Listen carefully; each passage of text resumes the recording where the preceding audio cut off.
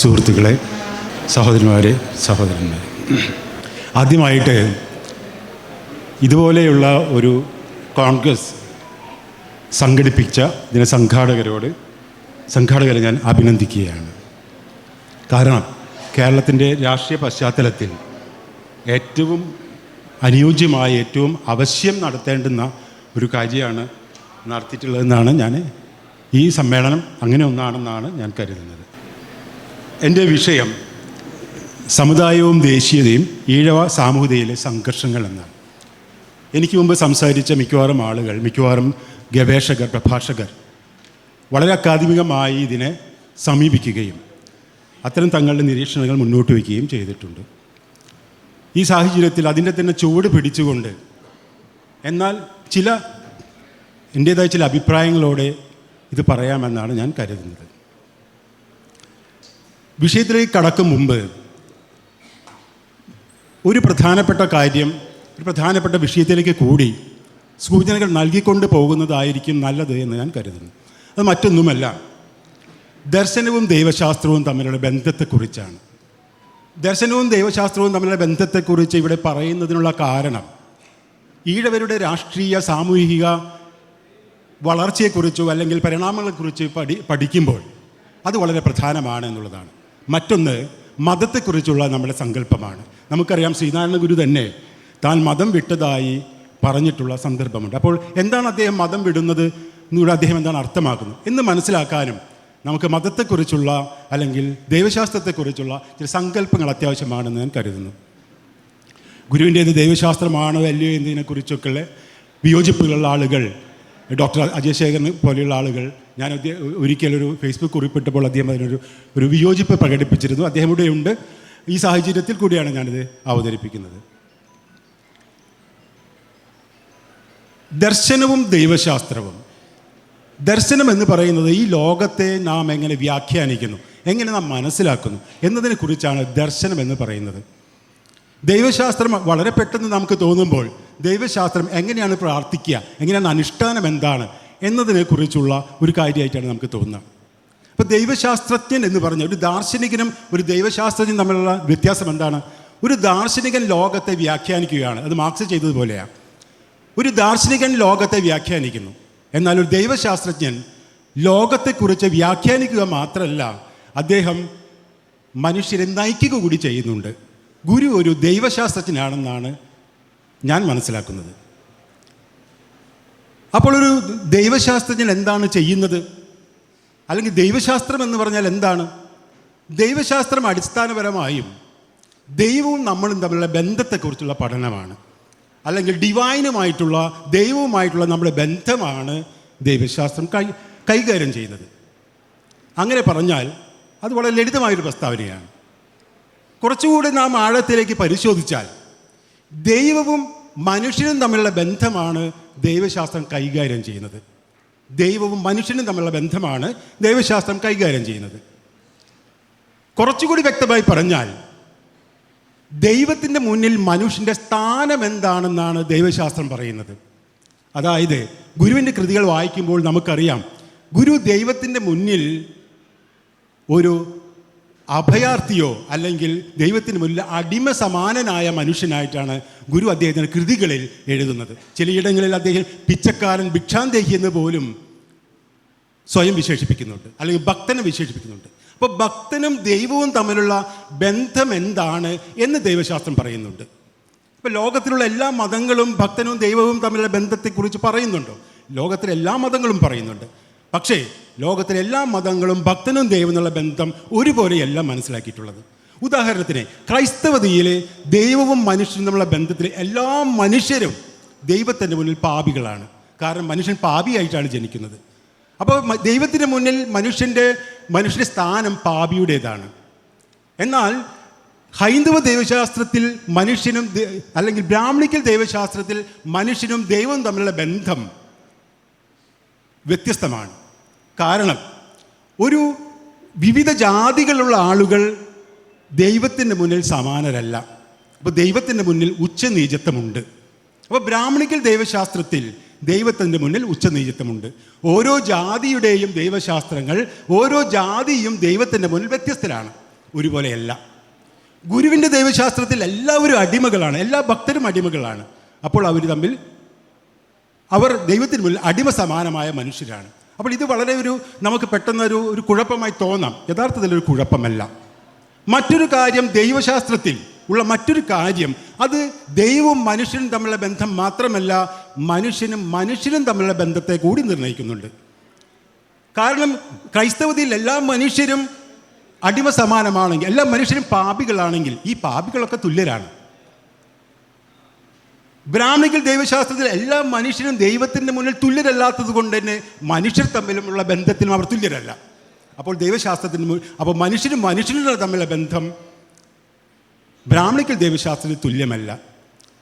ഗുരുവിൻ്റെ ദൈവശാസ്ത്രത്തിലോ മനുഷ്യനും തമ്മിലുള്ള ബന്ധം തുല്യമാണ്. ഇനി ദൈവശാസ്ത്രത്തെക്കുറിച്ച് മറ്റൊരു വീക്ഷണത്തിൽ പരിശോധിച്ചാൽ, ദൈവശാസ്ത്രം അടിസ്ഥാനപരമായും അധികാരത്തിൻ്റെ വിമർശനമാണ്. എന്തുകൊണ്ടാണ് ദൈവശാസ്ത്രം അടിസ്ഥാനപരമായും അധികാരത്തിൻ്റെ വിമർശനമാണെന്ന് പറയുന്നത്? നാം നോക്കുക, ഒരു മനുഷ്യൻ്റെ മുന്നിൽ ഒരു ദൈവമുണ്ട്. നമ്മളൊക്കെ ദൈവത്തിൻ്റെ മുന്നിൽ അടിമതുല്യരായി ഇരിക്കുമ്പോൾ ഈ ദൈവമാണ് നമ്മുടെ തമ്പുരാൻ. ഈ ദൈവത്തിനോട് പങ്കു ചേർക്കുകയാണെങ്കിൽ, നാം മറ്റൊരാളെ ദൈവത്തിന് സമാനമായി കാണുകയാണെങ്കിൽ നാം ദൈവത്തോട് പങ്കു ചേർക്കുകയാണ് എന്ന് പറഞ്ഞാൽ ദൈവശാസ്ത്രം അത് അംഗീകരിക്കുന്നില്ല. എന്ന് പറഞ്ഞാൽ അധികാരം, നമുക്കറിയാം, രാജാവിനെ ദൈവസമാനമായിട്ടാണ് കാണുക. രാജാവ് ദൈവസമാനനായ രാജാവാണ്. ശരിക്കും പറഞ്ഞാൽ രാഷ്ട്രീയത്തിലും ദൈവശാസ്ത്രമുണ്ട്, ദൈവശാസ്ത്രത്തിലും രാഷ്ട്രീയമുണ്ട്.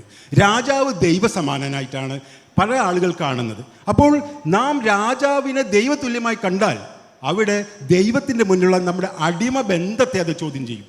എന്ന് പറഞ്ഞാൽ ദൈവത്തിൻ്റെ മുന്നിൽ അടിമയായിരിക്കുന്ന ഒരാൾ ഈ പ്രപഞ്ചത്തിലെ മറ്റൊരു വസ്തുവിന് മുന്നിലും അടിമയായിരിക്കാൻ പാടില്ല. എന്ന് പറഞ്ഞാൽ നമുക്ക് മുന്നിൽ മറ്റൊരു അധികാര കേന്ദ്രം പാടില്ല എന്നർത്ഥം. എന്ന് പറഞ്ഞാൽ ദൈവശാസ്ത്രം അടിസ്ഥാനപരമായും ഒരു അധികാര വിമർശനമാണ്. നാം കേട്ടിട്ടുണ്ട് മുസ്ലിങ്ങളുടെ ഏകദൈവ വിശ്വാസത്തിൻ്റെ പ്രത്യേകത. അതിനെ അനുഷ്ഠാനപരമായി മാറ്റുമ്പോൾ ചില പ്രശ്നങ്ങളൊക്കെയുണ്ട്. എങ്കിലും മുസ്ലിങ്ങൾ ശ്രദ്ധിച്ചിട്ടുണ്ടാവും, അവർ ഏകദൈവ വിശ്വാസത്തിൽ ദൈവത്തിൽ മറ്റൊരാളെ പങ്കു ചേർക്കാൻ അവർ അനുവദിക്കുകയില്ല. കാരണം എന്താ? നാം ദൈവത്തിൽ മറ്റൊരാളെ പങ്കു ചേർക്കുകയാണെങ്കിൽ നാം ചെയ്യുന്നത്, നാം പ്രപഞ്ചത്തിലെ മറ്റൊരു വസ്തുവിനെ ദൈവസമാനമായി കാണുകയും ദൈവത്തോടുള്ള നമ്മുടെ ബന്ധത്തെ, ഈ വസ്തുവിനെ, ഈ ശക്തിയെ ദൈവവുമായി സമീകരിക്കുകയാണ്. അതിനെ ദൈവശാസ്ത്രം അംഗീകരിക്കുന്നില്ല. ഇത് തന്നെയാണ് ഏകദൈവ വിശ്വാസത്തിൻ്റെ അധികാര വിമർശനം എന്ന് പറയുന്നത്. അപ്പോൾ ഞാൻ പറഞ്ഞ ഒരു പോയിന്റ് ഇത്രയേ ഉള്ളൂ, ദൈവശാസ്ത്രം അടിസ്ഥാനപരമായും അധികാര വിമർശനമാണ്. ഇങ്ങനെയുള്ള അധികാര വിമർശനമായ ദൈവശാസ്ത്രത്തിൽ ശ്രീനാരായണ ഗുരു ദൈവമായാലും ശ്രീനാരായണ ഗുരു ദൈവമല്ലെങ്കിലും അത് പ്രത്യേകിച്ചൊരു കുഴപ്പമില്ല എന്നാണ് എൻ്റെ അഭിപ്രായം. കാരണം അധികാര വിമർശനമാണ്. നിങ്ങൾക്ക് ശ്രീനാരായണ ഗുരുവിനെ നിങ്ങൾ ദൈവമായി കാണുന്നു, നിങ്ങൾ മറ്റൊരാളെ ദൈവമായി കാണുന്നില്ല, അതൊരു അധികാര വിമർശനമാണ്. അപ്പോൾ അധികാരത്തെ ചോദ്യം ചെയ്യലാണ് ദൈവശാസ്ത്രത്തിൻ്റെ ഒന്നാമത്തെ പദ്ധതി. ഞാനത് മാറ്റിവെക്കുകയാണ്. രണ്ടാമത്തെ കാര്യം, മതവും ദൈവശാസ്ത്രവും. എന്താണ് മതം? ഞാനൊരു കാര്യം പറയാം. കർണാടകയിൽ പോയി കഴിഞ്ഞാൽ ലിംഗായത്ത് എന്ന് പറയുന്ന ഒരു ജാതിയുണ്ട്, ഒരു മതമുണ്ട്, ലിംഗായത്ത്. ന്യൂഡൽഹിയിൽ പോയാൽ ഈ ലിംഗായത്തുകൾ മതമായി മാറും. അതായത് കർണാടകയിൽ മതമായ ലിംഗായത്തുകൾ ഇന്ത്യയുടെ ലിസ്റ്റിലേക്ക് പോയാൽ, കേന്ദ്ര ഗവൺമെൻറ് ലിസ്റ്റിലേക്ക് പോയാൽ അത് ജാതിയായി മാറും. അപ്പോൾ മതം എന്ന് പറയുന്നത് മറ്റുള്ളവർ നമ്മളെ തിരിച്ചറിയാനുള്ള ഒരു ഉപാധി മാത്രമാണ്. അതുകൊണ്ടാണ് ഗുരു പറഞ്ഞത് ഹിന്ദു എന്ന് പറയുന്ന ഒരു പൊതുപ്പേര് മാത്രമാണ്. അപ്പോൾ മതവും ദൈവശാസ്ത്രവും എന്താ? ദൈവശാസ്ത്രം എന്ന് പറയുന്നത് നമ്മെക്കുറിച്ച് എടുക്കുന്ന തീരുമാനമാണ് ദൈവശാസ്ത്രം. നമ്മുടെ ദൈവശാസ്ത്രം എന്ത്? അത് മറ്റുള്ളവർ തീരുമാനിക്കുന്നതല്ല. അപ്പോൾ മതം ഒരു പൊതുപ്പേരാണ്. അത് നമുക്ക് മറ്റുള്ളവരാരും തരുന്നത്. ആരൊക്കെ തരാം? അധികാര കേന്ദ്രങ്ങൾ തരാം, രാഷ്ട്രീയക്കാർ തരാം, രാജാവ് തരാം, പ്രധാനമന്ത്രി തരാം, മുഖ്യമന്ത്രി തരാം, ഭരണകൂടം തരാം, സെൻസസ് റിപ്പോർട്ടുകൾ തരാം. പക്ഷേ ദൈവശാസ്ത്രം മറ്റുള്ളവർ തരികയില്ല. അത് നാം സ്വീകരിക്കേണ്ടതുണ്ട്. അതുകൊണ്ട് മതവും ദൈവശാസ്ത്രവും രണ്ട് കാര്യങ്ങളാണ്. അപ്പോൾ ശ്രീനാരായണ ഗുരു മതം ഇട്ടു എന്ന് പറഞ്ഞാൽ ഉടനടി നാം കരുതേണ്ടതില്ല ശ്രീനാരായണ ഗുരു ദൈവശാസ്ത്രം വിട്ടു എന്ന് നാം കരുതേണ്ടതില്ല. രണ്ടാമത്തെ കാര്യം ഞാനിതിവിടെ മാറ്റിവെക്കുകയാണ്. ഇത് ഞാൻ ആമുഖമായി പറഞ്ഞതാണ്. വിഷയം അതല്ല. വിഷയം ഗുരുവിൻ്റെ ദൈവശാസ്ത്രമാണ്. ഞാനൊരു കഥ പറഞ്ഞുകൊണ്ട് ആരംഭിക്കാം. കഥ ഗുരുവിൻ്റെ അല്ല, കഥ അനന്തമൂർത്തിയുടെ കഥയാണ്. MG യൂണിവേഴ്സിറ്റിയുടെ വൈസ് ചാൻസലറായിരുന്ന വളരെ വലിയ എഴുത്തുകാരനാണ്. സിനിമകളൊക്കെ എടുത്തിട്ടുള്ള ഒരാളാണ് അനന്തമൂർത്തി. അനന്തമൂർത്തിയുടെ കഥയുണ്ട്. ആ കഥയുടെ പേര് ഞാൻ മറന്നുപോയി. കഥ ഇങ്ങനെയാണ്: 2 സുഹൃത്തുക്കൾ, ഒരു ഗ്രാമീണൻ, ഒരു പ്രൊഫസർ. ഗ്രാമീണനെ കാണാനായിട്ട് പ്രൊഫസറായ സുഹൃത്ത് വീട്ടിലേക്ക് വരുന്നു. രാവിലെ അവർ തമ്മിൽ സംസാരിക്കുന്നു, കിടന്നുറങ്ങി സംസാരിച്ചു. രാവിലെ എഴുന്നേറ്റിട്ട് ഈ സുഹൃത്ത്, അതായത് ഗ്രാമീണനായ സുഹൃത്ത്, ഒരു കല്ലെടുത്ത് വെച്ച് ചില പൂജാകർമ്മങ്ങൾ ചെയ്യുന്നു. അതിനുശേഷം അദ്ദേഹം പുറത്തുപോയി. അപ്പം ഇതൊക്കെ കണ്ടുകൊണ്ട് പ്രൊഫസറായിട്ടുള്ള സുഹൃത്ത് അവിടെ കിടക്കുന്നുണ്ട്. മൂപ്പർക്ക് ഭയങ്കര കൗതുകം, എന്താണ് ഈ മൂപ്പർ ഇത്ര നേരം ചെയ്തത്? ഇദ്ദേഹം പുറത്തു പോയ സമയത്ത് ഈ കല്ലെടുത്ത് പരിശോധിച്ചു. എന്താ ഈ കല്ലിൻ്റെ രഹസ്യം? ഈ രഹസ്യം പരിശോധിക്കുന്നതിൻ്റെ ഇടയിലാണ് സുഹൃത്ത് കടന്നു വരുന്നത്. അപ്പോൾ മൂപ്പർക്ക് ആകെ ടെൻഷനായി. കാരണം ഒരാൾ ദൈവികമായി കാണുന്ന ഒരു കല്ലിനെയാണല്ലോ ഇങ്ങനെ എടുത്ത് പരിശോധിക്കുന്നത്. അതൊരു ടെൻഷനായി മൂപ്പർക്ക്. ഉടനടി ഗ്രാമീണൻ ചോദിച്ചു, എന്താ നോക്കിയേ? അല്ല, ഞാനിത് എന്താണെന്ന് നോക്കിയതെന്ന് പറഞ്ഞു. അപ്പോൾ അടുത്ത ചോദ്യം, നിങ്ങൾക്ക് ഈ കല്ല് വേണോ എന്ന് ചോദിച്ചു. ഞാൻ പ്രാർത്ഥിക്കുന്ന ഈ കല്ല് നിങ്ങൾക്ക് വേണോ? അപ്പോൾ മൂപ്പർക്ക് കൗതുകം കൂടി. അപ്പോൾ നിങ്ങളെന്ത് ചെയ്യും? ഞാൻ വേറെ കല്ലെടുത്തോളാം, അതവിടെ വേറെ ഇഷ്ടം പോലെ കല്ലുണ്ട്, ഞാൻ എടുത്തോളാം. അതായത് ഗുരുവിൻ്റെ ദൈവശാസ്ത്രത്തിൽ, ഗുരുവിൻ്റെ വിഗ്രഹ സങ്കല്പത്തിൽ, ഞാനത് പറയാനാണ് ഈ കഥ പറഞ്ഞത്. ഗുരുവിൻ്റെ വിഗ്രഹ സങ്കല്പത്തിൽ വിഗ്രഹങ്ങൾ പ്രതീകങ്ങളാണ്. ഈ പ്രതീകങ്ങൾക്ക് നിങ്ങൾക്ക് രൂപമുണ്ടാകാം, രൂപമില്ലാതിരിക്കാം. പ്രതീകങ്ങൾക്ക് രൂപമുണ്ടാവണമെന്നൊരു നിർബന്ധവുമില്ല. VK ശങ്കരൻ എന്ന് പറയുന്ന ധർമ്മം പത്രാധിപരുടെ, ഞാൻ കുറുക്കഞ്ചേരിയിൽ കുറേ കാലം ജീവിച്ച ഒരാളാണ്. കുറുക്കഞ്ചേരിയിലെ ധർമ്മപരിപാലന യോഗം എൻ്റെ സ്കൂൾ പഠിക്കുമ്പോൾ 30 രൂപ എനിക്ക് അവിടെ നിന്ന് സ്റ്റൈഫൻഡ് കിട്ടിയിട്ടുണ്ട്. ആ സ്റ്റൈഫൻഡിൻ്റെ ബലത്തിലാണ് നിങ്ങളോട് സംസാരിക്കുന്നത്. ഈ ധർമ്മപരിപാലന യോഗത്തിൻ്റെ ഓഫീസിൽ ഒരിക്കൽ ഗുരു വന്ന സമയത്ത് VK ശങ്കരൻ എന്ന് പറയുന്ന ധർമ്മം പത്രാധിപരോട് ചോദിച്ചു, നിങ്ങൾ ഈ വിഗ്രഹാരാധനയെ ഒരുപാട് പ്രോത്സാഹിപ്പിക്കുകയാണ്. അപ്പോൾ ഗുരു പറഞ്ഞു, നിങ്ങൾ വിഗ്രഹാരാധന, ഒരാൾ കണ്ണുപൂട്ടി നിന്ന് ദൈവത്തെ പ്രാർത്ഥിക്കുമ്പോൾ അയാളുടെ മുന്നിൽ ഭഗവതിയുമില്ല, അയാളുടെ മുന്നിൽ ഗണപതിയുമില്ല, ശിവനുമില്ല. എന്താണെന്ന് നിങ്ങൾ പറഞ്ഞു കൊടുക്കേണ്ടി വരും എന്ന് പറഞ്ഞാൽ, ഗുരുവിൻ്റെ ദൈവശാസ്ത്രത്തിൽ, ഒറ്റ പോയിൻ്റേ ഉള്ളതിൽ, ഗുരുവിൻ്റെ ദൈവശാസ്ത്രത്തിൽ എല്ലാം പ്രതീകങ്ങളാണ്. മറ്റൊരു സന്ദർഭം കൂടി സൂചിപ്പിക്കാം. ശിവഗിരിയിലെ ഒരിക്കൽ ഗുരുവിൻ്റെ ഒരു ഭക്തൻ, ഗുരുവിനെ ദൈവമായി കണ്ട് ആരാധിക്കുന്നൊരു ഭക്തൻ, അദ്ദേഹത്തിൻ്റെ ഒരു വേലുണ്ടായിരുന്നോടെ ആ വേലെടുത്ത് മാറ്റി ചെരുപ്പ് കൊണ്ടുവച്ചു. അപ്പോൾ ഗുരു ഇതറിഞ്ഞപ്പോൾ ചോദിച്ചു, എന്തുകൊണ്ടാണ് നീ വേല് മാറ്റി ചെരുപ്പ് വെച്ചത്? അപ്പോൾ ഭക്തൻ പറഞ്ഞു, ഞാൻ ഗുരുവിനെ മാത്രമേ ദൈവമായി ആരാധിക്കുകയുള്ളൂ. അപ്പോൾ ഗുരു ചോദിച്ചു, എല്ലാവർക്കും അറിയുന്ന കഥയാണ്, ഗുരു ചോദിച്ചു, ചെരുപ്പ് ഞാനാകാമെങ്കിൽ വേല് ഞാനായിക്കൂടെ? അതിനർത്ഥം ഗുരുവിനെ എല്ലാ വിഗ്രഹങ്ങളും ഒരു പ്രതീകമാണ്. അതുകൊണ്ടാണ് കലമാൻ കൊമ്പ് ഗുരുവിന് പ്രതീകമാണ്. അതുകൊണ്ടാണ് മെഴുവൻ ശില പ്രതീകമാണ്. അതുകൊണ്ടാണ് ചിലമ്പ് പ്രതീകമാണ്. അപ്പോൾ പ്രതീകം എന്ന് പറയുന്നത് ഗുരുവിൻ്റെ, ഞാൻ നേരത്തെ പറഞ്ഞ കല്ലിനെ പോലെയാണ്. നിങ്ങൾക്ക് എന്തു വേണമെങ്കിലും വയ്ക്കാം, നിങ്ങൾ അതിന് കൊടുക്കുന്ന അർത്ഥമാണ് പ്രധാനം. എന്നാൽ ബ്രാഹ്മണിക്കൽ ദൈവശാസ്ത്രത്തിലോ അങ്ങനെയല്ല. ഈ കല്ലിന് അതിൻ്റേതായ അർത്ഥമുണ്ട്. ഈ കല്ല് ആര് വെക്കണം? അത് ബ്രാഹ്മണൻ വെക്കണം. പക്ഷെ ഗുരുവിൻ്റെ ദൈവശാസ്ത്രത്തിൽ അങ്ങനെയില്ല. കല്ല് ആര് വേണമെങ്കിലും വെക്കാം, അത് ഗുരു വെക്കാം, വേറെ ആൾ വെക്കാം. ഗുരു തന്നെ പറഞ്ഞിട്ടുണ്ട് ഇല്ലേ? മുഹൂർത്തം നോക്കുന്ന സമയത്ത് ഗുരു തന്നെ പറഞ്ഞിട്ടുണ്ട്, കല്ല് വെച്ചതിന് ശേഷം മുഹൂർത്തം നോക്കാം. അപ്പോൾ വിഗ്രഹം എന്ന് പറയുന്നത് ബ്രാഹ്മണിക്കൽ ദൈവശാസ്ത്രത്തിൽ വിഗ്രഹ പ്രതിഷ്ഠയല്ല, ഗുരുവിൻ്റെ ഗുരുവിനത് പ്രതീകങ്ങളാണ്. അതിനർത്ഥം അതൊക്കെ ആവശ്യമില്ലാത്തതാണ് അല്ല, അത് ആവശ്യമുള്ള പ്രതീകങ്ങളായിട്ടാണ് ഗുരുവിനെ കാണുന്നത്. ഗുരുവിനെ വിഗ്രഹാരാധനയും പിടിക്കും, വിഗ്രഹാരാധന വിരോധത്തിനോട് അദ്ദേഹം വിഗ്രഹമില്ലാതെയും അദ്ദേഹം ആരാധന നടത്തും, വിഗ്രഹത്തോടു കൂടിയും അദ്ദേഹം ആരാധന നടത്തും. ബോധാനന്ദൻ്റെ ഒരു കാര്യം പറയാം. ബോധാനന്ദൻ തലശ്ശേരി ജഗന്നാഥ ക്ഷേത്രം സ്ഥാപിക്കുന്ന സമയത്ത് ബോധാനന്ദൻ അവിടെ വരികയും വിഗ്രഹാരാധന വിരോധത്തിനെതിരെ വലിയ പ്രസംഗം നടത്തുകയും ചെയ്തു. അപ്പോൾ ഗുരു വിളിച്ചു, ആളുകളെ കൺഫ്യൂസ് ചെയ്യിപ്പിക്കരുത്, വിഗ്രഹാരാധന വിരോധം നിങ്ങളിവിടെ പ്രചരിപ്പിക്കരുത്. എന്നിട്ട് അദ്ദേഹം എന്തു ചെയ്തു? അദ്ദേഹം വിഗ്രഹം സ്ഥാപിച്ചു. അപ്പോൾ ഗുരുവിൻ്റെ വിഗ്രഹാരാധന വിരോധത്തിനൊരു വേറൊരു കാര്യം കൂടിയുണ്ട്. ആ കാലഘട്ടത്തിൽ വിഗ്രഹാരാധന വിരോധം എന്ന് പറയുന്നത് ഒരു സവർണ പ്രത്യയശാസ്ത്രത്തിൻ്റെ, അതായത് സവർണ പ്രത്യയശാസ്ത്രത്തിൻ്റെ ഭാഗമായിട്ടാണ് വിഗ്രഹാരാധന ആ കാലഘട്ടത്തിൽ ഇന്ത്യയിൽ പ്രചരിച്ചിരുന്നത്. ആര്യസമാജം തുടങ്ങിയ സവർണ പ്രത്യയശാസ്ത്രത്തിൻ്റെ ഭാഗമായിട്ടാണ്. ഗുരു അതിന് അനുകൂലമായിരുന്നില്ല. ഗുരുവിൻ്റെ നിലപാട് രണ്ടുമാവാമെന്നാണ്. അതിന് തർക്കം വേണ്ട. നിങ്ങൾ തർക്കിച്ച് വിഗ്രഹത്തിനെ ഒഴിവാക്കേണ്ട കാര്യമില്ല, തർക്കിച്ച് വിഗ്രഹം വെക്കേണ്ടും കാര്യമില്ല. അതുകൊണ്ടാണ് ചേർത്തലയിൽ കളവങ്കോട് കണ്ണാടി വേണമെന്ന് ആളുകൾ പറ്റൂലെന്ന് പറഞ്ഞാൽ കണ്ണാടി വെച്ചോളാൻ പറഞ്ഞത്. ഞാൻ ഗുരുവിൻ്റെ ദൈവശാസ്ത്രത്തെക്കുറിച്ച് പറഞ്ഞതാണ്. എന്നാൽ ഗുരുവിൻ്റെ ഈ ദൈവശാസ്ത്രത്തെ അതേപടിയാണോ പിൽക്കാലത്ത് മുന്നോട്ട് പോയത്? അല്ല. ഗുരുവിന് പലതരത്തിലുള്ള ശിഷ്യന്മാരുണ്ട്. രണ്ട് തരം ശിഷ്യന്മാരെ കുറിച്ച് പറയാം. ഒന്ന് ഗൃഹസ്ഥ ശിഷ്യന്മാരാണ്, മറ്റൊന്ന് സന്യസ്ത ശിഷ്യന്മാരാണ്. ഇതിൽ ഒരു തരം ശിഷ്യന്മാർ വളരെ പ്രധാനപ്പെട്ട ഒരു പരമ്പര വടക്കേ ഇന്ത്യയിൽ നിന്ന് വരികയും ഇവിടെ ഗുരുവിനോടൊപ്പം ചേരുകയും ചെയ്തൊരു പരമ്പരയുണ്ട്. ഇതിൽ പല ആളുകളും ബ്രാഹ്മണിക്കൽ ദൈവശാസ്ത്രം പഠിച്ചു വരികയും ഇവിടെ അത് പ്രയോഗിക്കാൻ ശ്രമിക്കുകയും ചെയ്തവരാണ്. അതിലൊരു പ്രധാനപ്പെട്ട ആളുകൾ ഒരാളായിരുന്നു നമ്മുടെ ബോധാനന്ദൻ. പക്ഷേ പിൽക്കാലത്തെ ബോധാനന്ദൻ തന്നെയാണ്, വലിയ വിഗ്രഹ വിരോധിയായിരുന്ന ബോധാനന്ദനാണ് ഏകദേശം 5-10 വിഗ്രഹങ്ങൾ സ്ഥാപിക്കുന്നത്. ഗുരു അദ്ദേഹത്തെ വിഗ്രഹ വിരോധത്തെ മാറ്റിയെടുത്തു. പകരം അദ്ദേഹത്തിന് ഇതിന് പ്രത്യേകിച്ചൊരർത്ഥമില്ലെന്ന് അദ്ദേഹത്തെ ചൂണ്ടിക്കാണിക്കുകയും രണ്ടിനും ഒരേ അർത്ഥമാണുള്ളതെന്ന് പഠിപ്പിക്കുകയും ചെയ്തു. എന്നാൽ അദ്ദേഹത്തിൻ്റെ ഒരു ഉദാഹരണം പറയാം. ശങ്കരൻ പരദേശി, എൻ്റെ നാട്ടിൽ നിന്ന് വരുന്ന കൊടുങ്ങല്ലൂരുള്ള ആളാണ് ശങ്കരൻ പരദേശി. ശങ്കരൻ പരദേശിയാണ്, വളരെ പ്രമുഖമായൊരു കഥ നമുക്കറിയാം. കാശിയിൽ നിന്ന് പഠിച്ചു വന്ന ആളാണ് ശങ്കരൻ പരദേശി.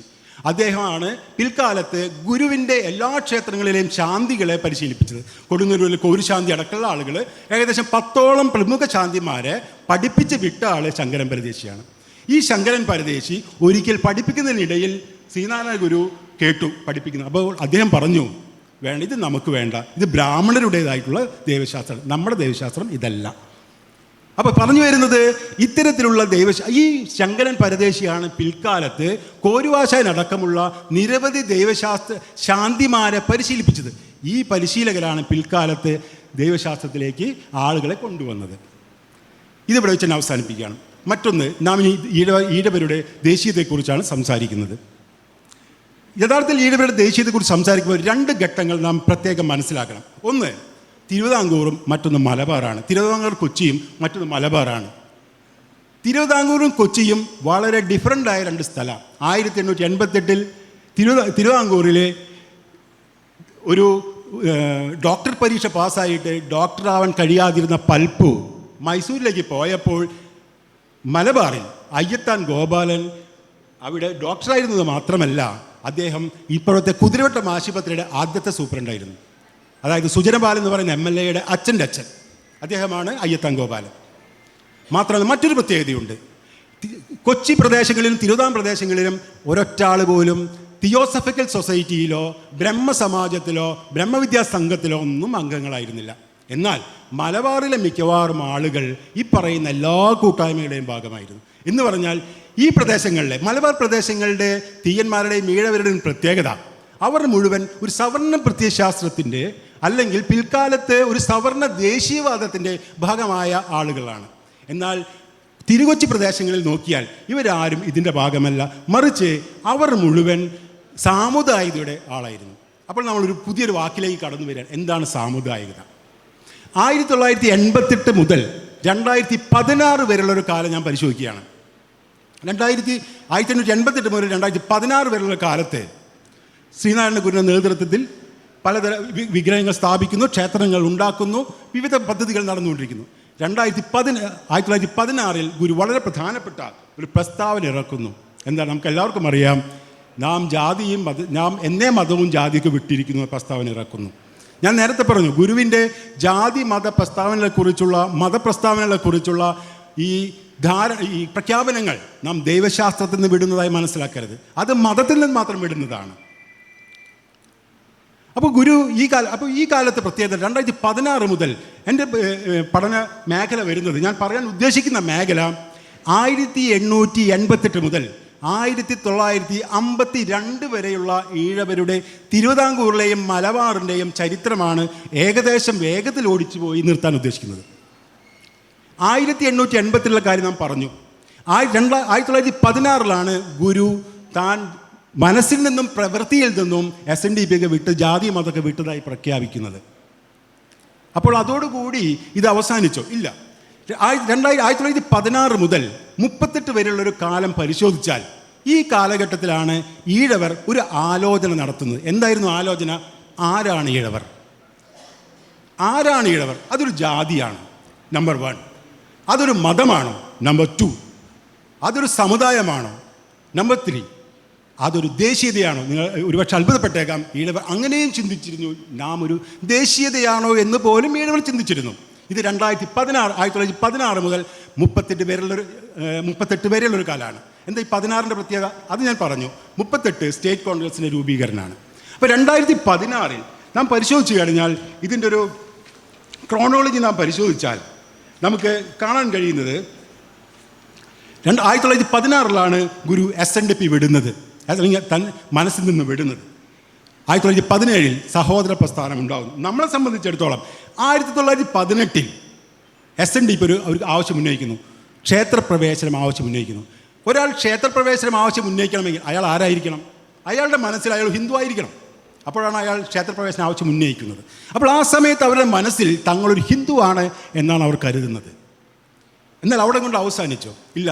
അതേ ഘട്ടത്തിൽ തന്നെ പിൽക്കാലത്തെ 1919 ആശാൻ SNDP വിടുന്നു. 1919 മറ്റൊരു പ്രധാനപ്പെട്ട കാര്യം കൂടി നടക്കുന്നുണ്ട്. പിച്ചനാട്ട് കുറുപ്പ് എന്ന് പറയുന്ന ഒരു ജാതിയെ, ഇന്ന് അങ്ങനത്തെ ഒരു ജാതി ഇല്ല. പിച്ചനാട്ട് കുറുപ്പ് എന്നൊരു ജാതി ഇല്ല. പിച്ചനാട്ട് കുറുപ്പന്മാർ എന്ന് പറയുന്ന ചങ്ങനാശ്ശേരിയിലെ ഒരു ജാതിക്കാരെ ഈഴവരിലേക്ക് മതം മാറ്റുമെന്ന് പറയാൻ കഴിയില്ല, ഈഴവീകരിക്കുന്നു എന്ന് വേണമെങ്കിൽ പറയാം. അതായത് അവർ ക്രൈസ്തവരായി മാറാൻ നിൽക്കുന്ന സമയത്താണ് പൊടുന്നനെ മൂലൂർ അവരെ ബന്ധപ്പെടുകയും അവരെ ഈഴവരാക്കി മാറ്റുകയും ചെയ്യുന്നു. അതിന് വേറൊരു തമാശയും കൂടി ഉണ്ട്. ഈ പറയുന്ന കൃഷ്ണൻ നാളാളുടെ കൃഷ്ണക്കുറുപ്പ് എന്നാളുടെ പേര് എൻ്റെ ഓർമ്മ. അദ്ദേഹം ചങ്ങനാശ്ശേരി അന്നത്തെ ഈഴവരുടെ സംവരണ മണ്ഡലത്തേക്ക് മത്സരിച്ചപ്പോൾ മറ്റ് ഈഴവർ കുഴപ്പമുണ്ടാക്കിയപ്പോൾ അത് പരിഹരിച്ചത് ഗുരുവാണ്. എങ്ങനെ പരിഹരിച്ചെന്നറിയോ? ഈ പറയുന്ന പിച്ചനാട്ട് കുറുപ്പായിട്ടുള്ള ഈ ആ പേര് ഞാൻ തെറ്റായിരിക്കാൻ പറ്റും, പക്ഷേ കൃഷ്ണൻ എന്നാണ് എൻ്റെ ഓർമ്മ. അദ്ദേഹം ശുദ്ധ ഇഴവനാണെന്നാണ് പറഞ്ഞത്. എന്താ ശുദ്ധ ഇഴവൻ എന്ന് പറഞ്ഞാൽ? ശുദ്ധ ഇഴവൻ എന്ന് പറഞ്ഞാൽ അദ്ദേഹം ഉള്ളൂരിനാണ് കത്ത് കൊടുക്കുന്നത്. ശുദ്ധ ഇഴവൻ എന്ന് പറഞ്ഞാൽ ചെത്താത്ത ഇഴവൻ, അതായത് പിച്ചനാട്ട് കുറുപ്പൻ ചെത്താത്ത ഇഴവനാണ്. അപ്പോൾ അദ്ദേഹം ചെയ്യുന്നത് ഈ 1916 ജാതിയും മതവും വിട്ട് ശ്രീനാരായണ ഗുരു എന്തു ചെയ്യുന്നു? 1919 ഇവരെ ഈഴവ സമുദായത്തിലേക്ക് കൊണ്ടുവരുന്നു. അടുത്ത ഒരു പോയിൻ്റാണ്. 1920 SNDP ജാതി ഭേദമില്ലാതെ ആളുകൾ ചേർക്കാമെന്ന് തീരുമാനിക്കുന്നു. ജാതി ഭേദമില്ലാതെ ആളുകൾ ചേർക്കാം എന്ന് പറയുമ്പോൾ നാം കാണുമ്പോൾ ഇവിടെ ക്ഷേത്രപ്രവേശനം ആവശ്യപ്പെടുന്നു. അത് കഴിഞ്ഞപ്പോൾ ഒരു ഘട്ടം കഴിയുമ്പോൾ ക്ഷേത്രത്യാഗം കൊണ്ടുവരുന്നു. എന്താ ക്ഷേത്രത്യാഗം? ക്ഷേത്രത്തിൽ പോകണ്ട എന്ന് പറയുന്നു. അടുത്ത ഘട്ടത്തിൽ SNDPയിലേക്ക് ആളെ ചേർക്കുന്നു. എല്ലാ ജാതിക്കാർക്കും ചേർക്കണം. ശ്രദ്ധിക്കുക, ആ സമയത്ത് SNDPക്കാരുടെ അല്ലെങ്കിൽ ഈഴവരുടെ വിചാരം തങ്ങളൊരു ജാതിയാണ് എന്നാണ്. എന്നാൽ അത് അവിടെ വെച്ച് അവസാനിച്ചോ? ഇല്ല, അവിടെ വെച്ച് അത് അവസാനിച്ചില്ല. അടുത്ത ഘട്ടത്തിൽ 21 വീണ്ടും ക്ഷേത്രപ്രവേശനം അവർ ആവശ്യപ്പെടുന്നു. അവിടെ വെച്ചും അവസാനിപ്പിച്ചില്ല. 1922 അവർ കോൺഗ്രസുമായി ബന്ധപ്പെടുന്നു. ഈ ബന്ധമാണ് പിൽക്കാലത്ത് ക്ഷേത്രപ്രവേശന വൈക്കം സത്യാഗ്രഹത്തിലേക്ക് പോകുന്നത്. ദേശീയവാദികളുമായിട്ടുള്ള ബന്ധം. ആ കഥകൾ ഇവിടെ നേരത്തെ പറഞ്ഞു കഴിഞ്ഞ് ഞാനത് വീണ്ടും ആവർത്തിക്കുന്നില്ല. 27 വീണ്ടും ശ്രീനാരായണ ഒരു ഇടപെടൽ നടത്തുന്നു. SNDP ഒരു ബഹുജന പ്രസ്ഥാനമാണെന്നും ജാതിയും മതവും നോക്കാതെ നിങ്ങൾക്കതിൽ ചേർക്കാമെന്ന് കൂടി ശ്രീനാരായണ ഗുരു പറയുന്നു. അപ്പോൾ നാം കാണുന്നത് എന്താണ്? ഒരു ഘട്ടത്തിൽ ശ്രീനാരായണ ഗുരു ഇടപെടുന്നത് ഇടയ്ക്ക് ജാതി എന്ന രീതിയിലാണ് ഇവർ സ്വയം കരുതുന്നത്. ഒരു ഘട്ടം കഴിയുമ്പോൾ അവർ കരുതുകയാണ് ഞങ്ങൾ ജാതി ആണോ അല്ലേ, സംശയമായി.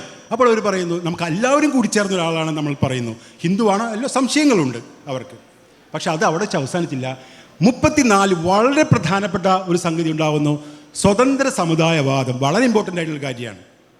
പോസിറ്റീവും നെഗറ്റീവുമായിട്ടുള്ളൊരു കാര്യമാണ് സ്വതന്ത്ര സമുദായവാദം. നമുക്കെല്ലാവർക്കും അറിയാവുന്ന സ്വതന്ത്ര സമുദായവാദം ഈ മാധവൻ്റെ സ്വതന്ത്ര സമുദായമാണെന്ന് നമുക്കറിയാം. പക്ഷേ സ്വതന്ത്ര സമുദായവാദത്തിൻ്റെ ഏകാളി ഈ മാധവനല്ല. പലതരം സ്വതന്ത്ര സമുദായവാദങ്ങൾ ആ കാലഘട്ടത്തിലായിരുന്നു. എന്തൊക്കെയായിരുന്നു? ഒരു വിഭാഗം സ്വതന്ത്ര സമുദായവാദികൾ പറയുന്നത് എല്ലാവരും സ്വതന്ത്ര സമുദായവാദം അടിസ്ഥാനപരമായി ഈഴവരാണ്, ഈഴവരുടെ സമുദായം ആണെന്നുള്ളതാണ് സ്വതന്ത്ര സമുദായവാദത്തിൻ്റെ നിലപാട്. മറ്റൊരു നിലപാട് ഈഴവർക്ക് മതമില്ല, അവർ മതവിരുദ്ധരാണ് എന്നാണ് നിലപാട്. അതാണ് ഈ മാധവൻ്റെ നിലപാട്. എന്നാൽ എല്ലാ സ്വതന്ത്ര സമുദായവാദികളും ആ നിലപാടുകാരായിരുന്നു? അല്ല. സ്വതന്ത്ര സമുദായികൾ പലതരക്കാരാണ്. ഇപ്പോൾ ഉദാഹരണത്തിന് കോട്ടായി കുമാരൻ അതിലൊരാളാണ്, സ്വതന്ത്ര സമുദായമാണ്. എൻ്റെ നാട്ടിൽ ഞാൻ വലപ്പാട് ബീച്ചിൽ നിന്ന് വരുന്ന ആളാണ്. അരയംപറമ്പിൽ ഗോവിന്ദൻ അത് സ്വതന്ത്ര സമുദായവാദിയാണ്. അങ്ങനെ കുറേ ആൾക്കാരുണ്ട്. ഇവരുടെ സ്വതന്ത്ര സമുദായവാദത്തിൻ്റെ പ്രത്യേകത എന്താ? ഇവരുടെ സ്വതന്ത്ര സമുദായവാദത്തിൻ്റെ പ്രത്യേകത അവർ പറയും നമ്മളൊരു സമുദായമാണ്, ഈഴവർ എന്ന് പറയുന്നൊരു സമുദായം മാത്രമാണ്, അതിൽ ഏത് മതവും ചേരാം. അവരുടെ നിലപാട് അതാണ്. അതായത് ജാതി മതം നിങ്ങൾ ഉപേക്ഷിക്കേണ്ട കാര്യമില്ല, നിങ്ങൾ മതം ഉപേക്ഷിക്കേണ്ട കാര്യമില്ല. നിങ്ങൾ എന്ത് ചെയ്താൽ മതി? നിങ്ങൾ സ്വതന്ത്ര സമുദായത്തിലേക്ക് വരികയും നിങ്ങളുടെ പേരിൻ്റെ ഒപ്പം നിങ്ങളുടെ മതത്തിൻ്റെ പേര് എഴുതിയോളൂ. അരവിന്ദ് ഗോവിന്ദൻ എന്ന് പറയുന്ന പ്രോവിൻചോടിൻ്റെ നമ്മുടെ നാട്ടുകാരനാണ്. ഈ അരവിന്ദ് പറമ്പേൽ ഗോവിന്ദൻ പറയുന്നു, സ്വതന്ത്ര സമുദായവാദിയായിട്ട് നിങ്ങൾക്ക് ജൈന മതത്തിലേക്ക് പോകണമെങ്കിൽ ജൈന തീയൻ എന്ന് എഴുതിയാൽ മതി. നിങ്ങൾക്ക് പോകേണ്ട ബുദ്ധമതത്തിലാണോ? ബുദ്ധ തീയൻ എന്ന് എഴുതിയാൽ മതി. എന്ന് പറഞ്ഞാൽ നിങ്ങൾ സമുദായമായി നിൽക്കുക, മതം ഏതുമാകട്ടെ എന്നായിരുന്നു ആ സ്വതന്ത്ര സമുദായവാദത്തിൻ്റെ പ്രത്യേകത. അപ്പോൾ രണ്ട് തരം സ്വതന്ത്ര സമുദായവാദം കണ്ടു. ഇതൊരു പ്രോബ്ലം ഉണ്ടാക്കും. അപ്പോൾ അവർ പ്രഖ്യാപനം നടത്തി, ഈഴവർ മതം വ്യക്തികാര്യമാണ്. എന്താ മതം വ്യക്തികാര്യമാണെന്നർത്ഥം? മതം വ്യക്തിയും ബാക്കി പുറത്തുനിന്ന് അതിനർത്ഥമില്ല. അതിൻ്റെ അർത്ഥം എന്താ വെച്ചാൽ നിങ്ങൾ ഏത് മതത്തിലേക്കും ചേർന്നോളൂ, പകരം നിങ്ങൾ ഏത് മതത്തിലും ചേർന്നാലും നിങ്ങൾ ഈഴവനായിരിക്കണം. ഇതാണ് നിബന്ധന. 36 SNDPയുടെ സമ്മേളനത്തിൽ സഹോദരൻ അയ്യപ്പൻ പ്രഖ്യാപനം നടത്തി, SNDP ആൾക്കും ഏത് മതത്തിലും ചേരാം, അവർ സമുദായമായി ഒറ്റതിരിഞ്ഞ് നിന്നാൽ മതി, അവർ ഈഴവരായി നിന്നാൽ മതി. എന്താണ് മതപരിവർത്തന രസവാദം എഴുതുമ്പോൾ ആശാൻ്റെ നിലപാട്? ആശാൻ പറഞ്ഞതെന്ന് വെച്ചാൽ ആശാൻ മതം മാറ്റത്തിനെതിരല്ല. മതം മാറ്റത്തിന് ആശാൻ പറഞ്ഞ കാരണം അങ്ങനെ മതം മാറിയാൽ ഈഴവരുടെ ജനസംഖ്യ കുറയും. നിങ്ങൾ ആ കാലഘട്ടത്തിലെ റൈറ്റിങ്ങുകൾ പരിശോധിച്ചാൽ അതിൻ്റെയൊക്കെ ആമുഖത്തിൽ എഴുതിയിട്ടുണ്ടാവും ഈഴവർ 20 കോടി ജനസംഖ്യയുള്ള ആളുകളാണ് എന്ന് എഴുതിയിട്ടുണ്ടാവും. 1936 നമ്മളുടെ, ഞാൻ നേരത്തെ പറഞ്ഞു ദേശീയത, അവർ ജാതിയും സമുദായം മാത്രമല്ല ദേശീയതയും കൂടിയായിരുന്നു. 1936 CV കുഞ്ഞിരാമൻ ഒരു ലേഖനം എഴുതുന്നുണ്ട്. ലേഖനത്തിൻ്റെ പേര് 1 കോടി ഈഴവർ. മറ്റൊരു ലേഖനം നാം കേട്ടിട്ടുണ്ട്, 1.5 കോടി മലയാളികൾ. അത് EMS എഴുതിയിട്ടില്ല. ഈ 1.5 കോടി മലയാളികൾ ആരാ? കേരളത്തിലെ മലയാളികളാണ്. അപ്പോൾ 1 കോടി ഈഴവരാരാ? ഇപ്പോഴും ഇല്ല 1 കോടി ഈഴവർ കേരളത്തില്ല. അപ്പോൾ ഇവിടെ നിന്ന് ഈ 1 കോടി വരുന്നത്? ഈ 1 കോടി വരുന്നത് സിംഹളന്മാർ, ഒറിയയിലുള്ള കുറേ വിഭാഗങ്ങൾ, ബില്ലവർ, നാടാന്മാർ, ഇങ്ങനെ തെക്കേ ഇന്ത്യയിലുള്ള മുഴുവൻ ആളുകൾ ഉൾപ്പെട്ടുള്ള ഒരു പ്രദേശമാണ് 1 കോടി ഈഴവർ ഉൾപ്പെടുന്നത് എന്ന് പറഞ്ഞാൽ. അപ്പോൾ CV കുഞ്ഞിരാമൻ എഴുതുകയാണ്, നമ്മളുടെ സിംഹളർക്ക് നാം ഒരു സമുദായമാണെന്ന് അറിയില്ല, അതുകൊണ്ട് സിംഹളർ പോയി പറയണം നമ്മളൊക്കെ ഒരു സമുദായമാണ്. എന്നിട്ട് അരയമ്പറമ്പിൽ ഗോവിന്ദനെ പോലെ തന്നെ മറ്റൊരു ആളുണ്ട്, അതിൻ്റെ പേര് ഞാൻ വിട്ടുപോയി. അദ്ദേഹം പറയുകയാണ്, നമ്മൾ ലോകത്തിലുള്ള മലയ, സിംഗപ്പൂർ തുടങ്ങിയ പ്രദേശങ്ങളിലേക്ക് ഈഴവരുടെ ഒരു അംബാസഡർമാരെ അയക്കണം. എന്തിനാ? ഈഴവരുടെ പ്രതിനിധികളായിട്ട് വിവിധ ലോകരാജ്യങ്ങളിലേക്ക് അംബാസഡർമാരെ അയക്കണം എന്നാണ് ആര് പറയുന്നത്? അരയമ്പറമ്പിൽ ഗോവിന്ദനോടൊപ്പം എഴുതിയ അദ്ദേഹത്തിൻ്റെ പേര് ഞാൻ മറന്നുപോയി, അദ്ദേഹം പറയുന്നത്. അപ്പോൾ അത് അവരെ സംബന്ധിച്ചിടത്തോളം അതൊരു ഈഴവ സാമ്രാജ്യമായിട്ടാണ് അവർ മനസ്സിലാക്കുന്നത്. അപ്പോൾ ഇതിലൊരു വേറൊരു പശ്ചാത്തലമുണ്ട്. 30 കാലത്ത് ഓരോ ജാതിയെയും മനസ്സിലാക്കിയിരുന്ന അതൊരു ദേശീയതയായിട്ടാണ്. നാം ഇന്ന് ദേശീയത കാണുന്ന പോലെ അല്ല അത്. ഓരോ ജാതിയും ഒരു ദേശീയതയായിട്ടാണ് ഓരോ മനുഷ്യനും കണ്ടിരുന്നത്. ഒരു ജാതി ഒരു ദേശീയതയാണ്. ഇതിന് റെഫറൻസ് എന്താ? ഈ പറഞ്ഞതിൻ്റെ റെഫറൻസ് നമ്മളുടെ TK മാധവൻ്റെ ജീവചരിത്രം എഴുതിയത് അദ്ദേഹത്തിൻ്റെ മകളുടെ ഭർത്താവാണ്. ആ മകളുടെ ഭർത്താവ് മറ്റൊരു മാധവനാണ്. അദ്ദേഹത്തിൻ്റെ കൃതിയിൽ അദ്ദേഹം പറയുന്നു, ആ കാലത്ത് പ്രത്യേകിച്ച് ഒന്നാം ലോക മഹായുദ്ധത്തിൻ്റെയും ഒന്നാം ലോക മഹായുദ്ധത്തിൻ്റെ കാലത്ത് ഓരോ ജാതിയെയും കരുതിയിരുന്നത് ഒരു ദേശീയതയായിട്ടാണ്. അപ്പോൾ ഈഴവർ കരുതിയിരുന്നത് തങ്ങളൊരു പാൻ ഇന്ത്യൻ അല്ലെങ്കിലും ഒരു സൗത്ത് ഏഷ്യൻ നാഷണാലിറ്റി ആയിട്ടാണ്. അപ്പോൾ നാം നോക്കുക, ജാതിയായി അല്ല, നമ്മൾ കരുതുന്നതിനപ്പുറത്തേക്ക് അവർ ആലോചിക്കുന്നു. അവർ ജാതിയായിട്ട് ആലോചിക്കുന്നു, അവർ സമുദായമായിട്ട് ആലോചിക്കുന്നു, ഓഫ് കോഴ്സ് അവരെ ദേശീയതയും കൂടിയായിട്ട് ആലോചിക്കുന്നു. ആ കാലഘട്ടത്തിൻ്റെ പ്രത്യേകത ഇത്തരത്തിലുള്ള ഒരു സമുദായ സങ്കല്പത്തിലൂടെയാണ് പിൽക്കാലത്ത് ഇതുണ്ടാവുന്നത്. പക്ഷേ ഇത്തരത്തിലൊരു സമുദായ സങ്കല്പം പിൽക്കാലത്ത് മുന്നോട്ട് പോവുകയുണ്ടായോ? 36 ശേഷം ഈ ഒരു സങ്കല്പം മുന്നോട്ട് കൊണ്ടുവന്നതിന് ഒരുപാട് തടസ്സങ്ങളുണ്ടായി. ആ കാലഘട്ടം നോക്കിക്കഴിഞ്ഞാൽ ഈഴവരെക്കുറിച്ചുള്ള ഒരുപാട് തരം സങ്കല്പങ്ങൾ അവർ ചർച്ച ചെയ്യുന്നു, തള്ളിക്കളയുന്നു. നാം ഇപ്പോൾ സംസാരിക്കുന്ന പോലെ സംസാരിക്കുന്നു, ഇതൊക്കെ നാം ചെയ്യുന്നു. മതം മാറ്റത്തെക്കുറിച്ച് ചർച്ച ചെയ്യുന്നു. 2 ഘട്ടത്തിലാണ് ഒരു മതം മാറ്റത്തെക്കുറിച്ച് ചർച്ച. 1918 ചർച്ച ചെയ്തു, അതിനുശേഷം 22-ലും 26-ലും 36-ലും ചർച്ച ചെയ്തു. ഈ 36-ലെ ചർച്ച വരാൻ തന്നെ കാരണം, SNDPയിൽ അങ്ങനത്തെ ഒരു പ്രമേയം വരാൻ തന്നെ കാരണം, ഈഴവരൊക്കെ മറ്റു മതങ്ങളിലേക്ക് പോയാൽ ഈഴവരുടെ ജനസംഖ്യ കുറയുന്നുള്ള കാരണം പേടിച്ചിട്ടാണ്. അതുകൊണ്ടാണ് പറഞ്ഞത്, ഏത് ജാതിയിലേക്ക് പോയാലും അവർ, ഏത് മതത്തിലേക്ക് പോയാലും അവർ സമുദായമായി നിന്നാൽ മതി എന്ന നിലപാടെടുക്കുന്നത്. അപ്പോൾ ഈ രീതിയിലുള്ള ഒരു കാഴ്ചപ്പാടാണ് 38 വരെ നിന്നെങ്കിലും പിൽക്കാലത്ത് ചില മാറ്റങ്ങൾക്ക് വിധേയമായി. എന്തായിരുന്നു ഈ മാറ്റങ്ങൾ? ഇവിടെ ഇരിക്കുന്ന എത്ര പേർക്ക് അറിയുമെന്ന് എനിക്കറിയില്ല. NSSും SNDPയും തമ്മിൽ ഒരു ലയന ചർച്ച നടന്നിട്ടുണ്ട്. SNDPയും NSS തമ്മിൽ ലയന ചർച്ചയും NSSും SNDPയും തമ്മിൽ ലയന ചർച്ച നടന്ന് വിജയിച്ചിരുന്നുവെങ്കിൽ എല്ലാ SN ട്രസ്റ്റ് സ്ഥാപനങ്ങളും NSSന്റെ കയ്യിലിരുന്നേനെ. അപ്പം ഞാൻ പരിശോധിക്കാൻ പോകുന്നത് എങ്ങനെയാണ് അങ്ങോട്ട് എത്തിയത്. 1947 ഇന്ത്യ സ്വതന്ത്രമായി. ഇന്ത്യ സ്വതന്ത്രമാകുമ്പോഴാണ് നാം എന്തുണ്ടാവുന്നത്? തിരുകൊച്ചി ഉണ്ടാവുന്നത്. ഈ തിരുകൊച്ചിയിലാണ് SNDPയുടെ ഏറ്റവും പ്രധാനപ്പെട്ട വർക്കുകൾ നടന്നത്. മലബാറിൽ ഇത്തരം വ്യാപകമല്ല. അത് മലബാർ ഒരു സവർണ ദേശീയതയുടെ ഭാഗമായിട്ടാണ് അവർ സ്വയം മനസ്സിലാക്കിയിരുന്നത്. അവിടുത്തെ ഈഴവരും അവിടുത്തെ തീയന്മാരും വിവിധ വിഭാഗങ്ങളുമൊക്കെ ഒരു നാഷണാലിറ്റിയുടെ ഭാഗമായിട്ട് നാം ഇന്ന് കരുതുന്നത് പോലെ സമുദായത്തിൻ്റെ ഭാഗമായിട്ടല്ല മനസ്സിലാക്കുന്നത്. ചില ഘട്ടങ്ങളിലും സമുദായത്തിൻ്റെ ഭാഗമായി മാറുന്നുണ്ട്. എങ്കിലും ഈ പ്രദേശം 47 കൂടി തിരുകൊച്ചി ഉണ്ടാകുന്നു. തിരുകൊച്ചി ഒരു ഗവൺമെൻറ് രൂപീകരിക്കുന്നു. ഈ ഗവൺമെൻറ് രൂപീകരിക്കുമ്പോൾ ദേവസ്വം ബോർഡ് രൂപീകരിച്ചു. ഈ ദേവസ്വം ബോർഡിൽ 2 മെമ്പർമാരാണ്. ഒന്ന് മന്നം, മറ്റൊന്ന് ശങ്കർ. മന്നവും ശങ്കറുമാണ് അന്നത്തെ ദേവസ്വം ബോർഡിലെ 2 പ്രധാന മെമ്പർമാർ. അവർ തീരുമാനിച്ചു 1000ഓളം ക്ഷേത്രങ്ങളിൽ ഗീതാപാരായണം, രാമായണ പാരായണം നടത്താൻ തീരുമാനിച്ചു. എല്ലാ നായന്മാരും ഈഴവരും ഒന്നാക്കാൻ തീരുമാനിച്ചു. ഒരു ഘട്ടം കഴിയുമ്പോൾ അവർ ഹിന്ദു മണ്ഡലം ഉണ്ടാക്കി. അടുത്ത ഘട്ടത്തിൽ അവർ മറ്റൊരു തീരുമാനമെടുത്തു. വളരെ അപകടകരമായൊരു തീരുമാനം. നായന്മാരുടെ സ്ഥാപനങ്ങളും ഈഴവരുടെ സ്ഥാപനം പരസ്പരം ലയിപ്പിക്കാൻ തീരുമാനിച്ചു. എല്ലാ കണക്കും എടുത്തു. എത്ര സ്കൂൾ, എത്ര വിദ്യാലയങ്ങൾ, എത്ര കോളേജുകൾ, എടുത്തിരുന്നെങ്കിൽ SNDP പൂട്ടിപ്പോയേനെ. അപ്പോൾ നാം പരിശോധിക്കണം ഇതെങ്ങനെ സംഭവിച്ചത്. ശങ്കറും മന്നവും ദേവസ്വം ബോർഡിൽ നിൽക്കുന്നതും നമ്മളൊക്കെ ഹിന്ദുക്കളാണെന്ന് പറയുമ്പോഴാണ് ഇതൊക്കെ സംഭവിച്ചത്. നായന്മാർക്ക് വളരെ കൃത്യമായ അജണ്ടകളുണ്ട്. SNDPക്കാർക്ക് അജണ്ട ഇല്ലാത്തതുകൊണ്ടാണ് തീരുമാനത്തിലേക്ക് പോയത്. തീരുമാനം എടുക്കാൻ പ്രേരിപ്പിച്ചത് SNDPക്കാരാണ്. അതൊരു അബദ്ധമാണ്. പക്ഷേ അപ്പം ഞാൻ പറഞ്ഞു വരുന്നത് ഈ സമയത്താണ് നാഷണാലിറ്റിയെക്കുറിച്ചുള്ളൊരു ചർച്ച കടന്നു വരുന്നത്. ഒരു കാര്യം ഞാൻ നിങ്ങളുടെ ശ്രദ്ധയിലേക്ക് പെടുത്തുകയാണ്. 1947 തിരുവിതാംകൂർ ഇന്ത്യൻ യൂണിയനിൽ ചേരണമെന്ന് തീരുമാനിച്ചപ്പോൾ വേണ്ട എന്ന് തീരുമാനിച്ച സംഘടനയാണ് SNDP. ഞാനതൊരു കുറ്റമായിട്ടല്ല പറയുന്നത്, അത് ശരിയായിട്ടാണ് ഞാൻ പറയുന്നത്. എന്തുകൊണ്ടാണ് SNDP ഇന്ത്യൻ നാഷണാലിറ്റിയിൽ ചേരേണ്ടെന്ന് തീരുമാനിച്ചത്? അങ്ങനെ ഒരു തീരുമാനത്തിന് കാരണം കണ്ണിക്കണ്ട പട്ടാളിമാരുടെയും ഗാന്ധിമാരുടെയും കാല് കഴുകലല്ല ഈഴവരുടെ പടി. നമുക്ക് ഇവിടെ തന്നെ തൽക്കാലം കാര്യം ഇഷ്ടംപോലെ ആൾക്കാരുണ്ടെന്നാണ് സഹോദരൻ അയ്യപ്പനെ പോലുള്ള ആൾക്കാർ പറഞ്ഞത്. അവർ പറഞ്ഞു ചേരണ്ടെന്നല്ല അവർ പറഞ്ഞത്. അവർ പറഞ്ഞു ജനങ്ങളുടെ ഒരു റെഫറൻഡം നടത്തണം.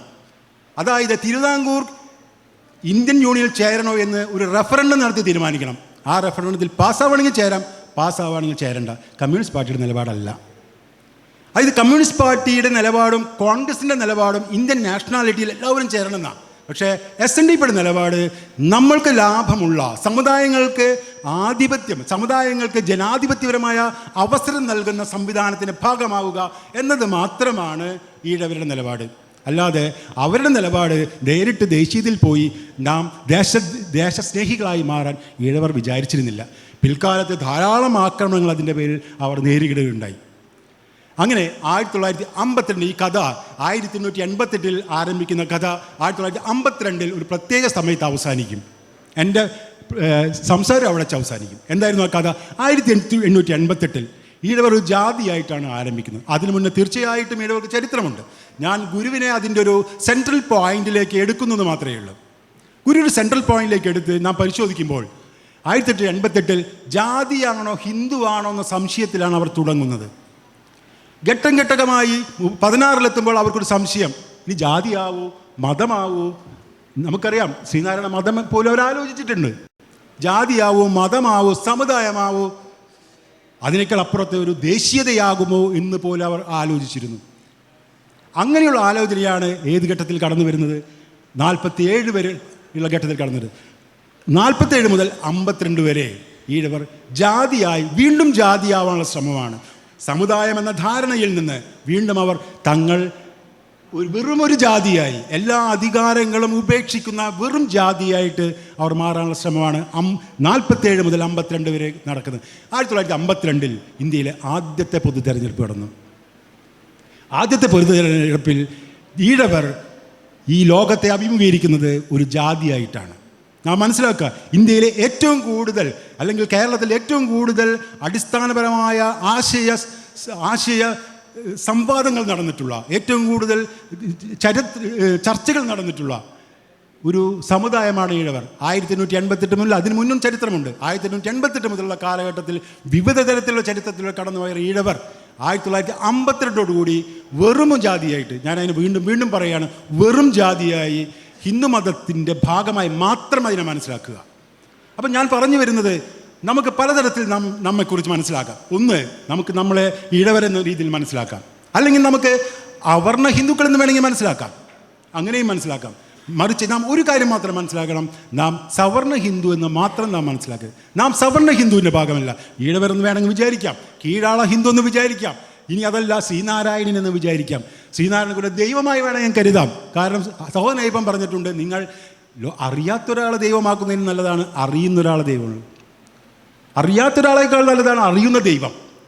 കാരണം ഈ ദൈവശാസ്ത്രം നിങ്ങൾ സ്വീകരിക്കുമ്പോൾ നിങ്ങൾ ചെയ്യുന്നൊരു കാര്യം, നിങ്ങൾ അധികാരത്തെ ചോദ്യം ചെയ്യുന്നത്. അപ്പോൾ സാധാരണഗതിയിൽ ഇനി ഞാൻ ഒരു കാര്യം പറഞ്ഞ് അവസാനിപ്പിക്കാം.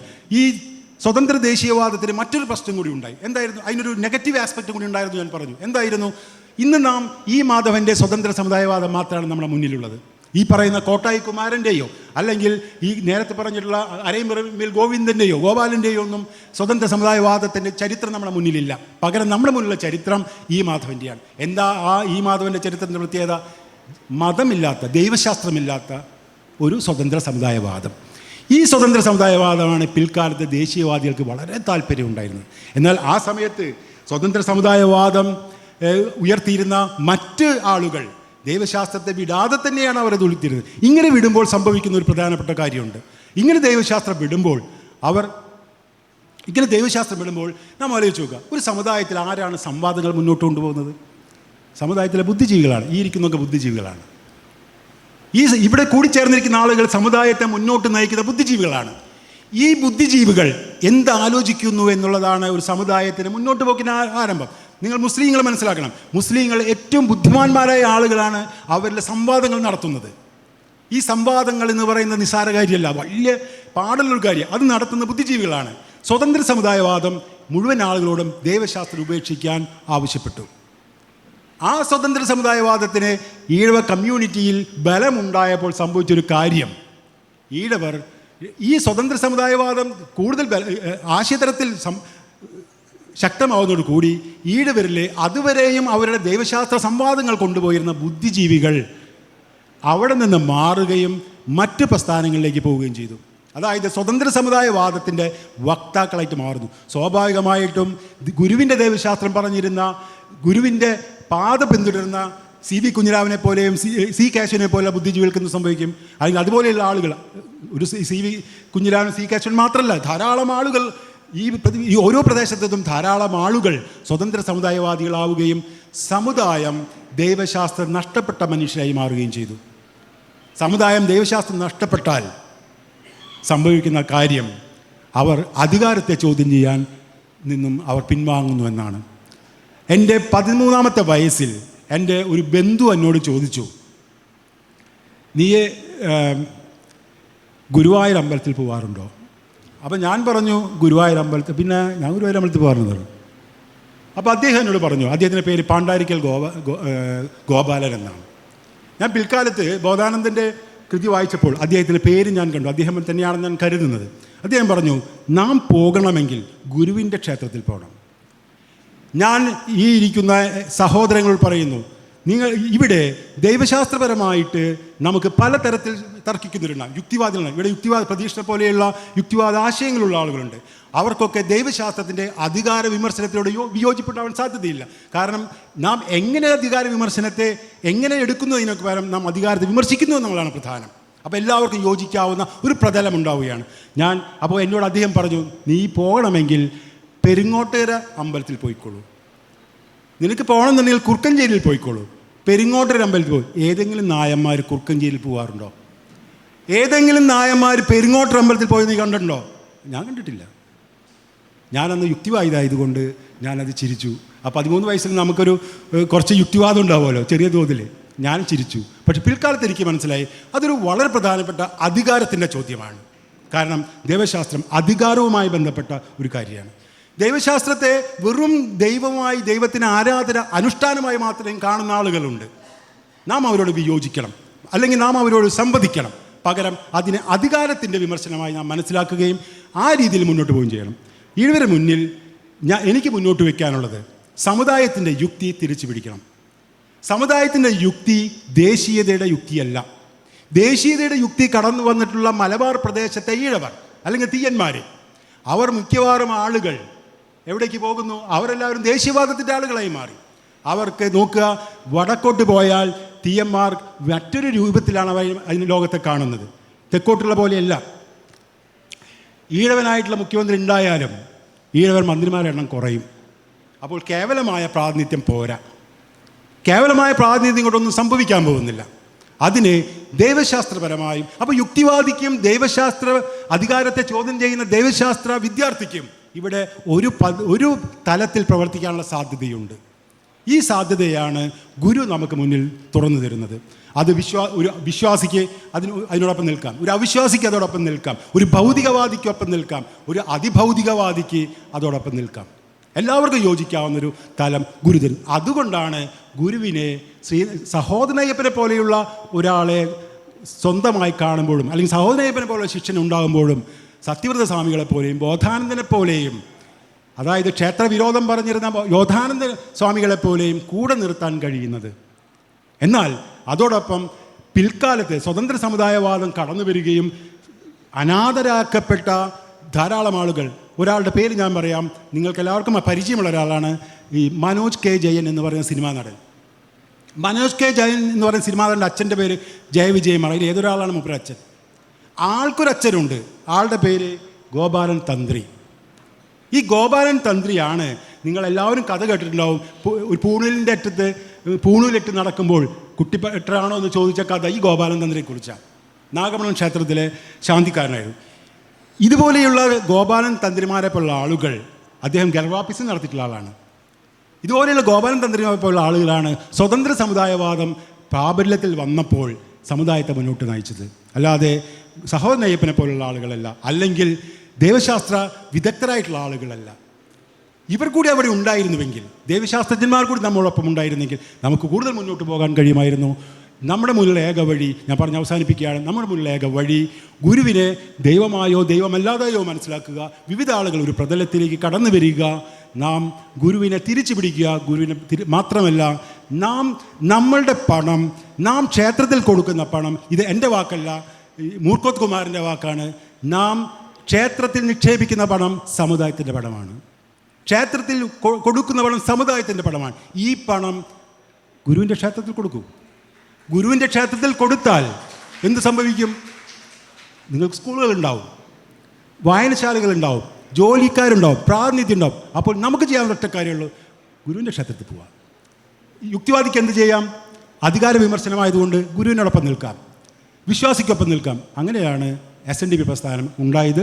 SNDP പ്രസ്ഥാനത്തിൻ്റെ ചരിത്രം അതാണ് എന്നാണ് കുറച്ചു കാലത്തൊരു പഠനത്തിൽ നിന്ന് എനിക്ക് മനസ്സിലായത്. മാത്രം പറഞ്ഞുകൊണ്ട് എന്നെ കേട്ട് നിങ്ങൾക്ക് എല്ലാവർക്കും അഭിവാദ്യം.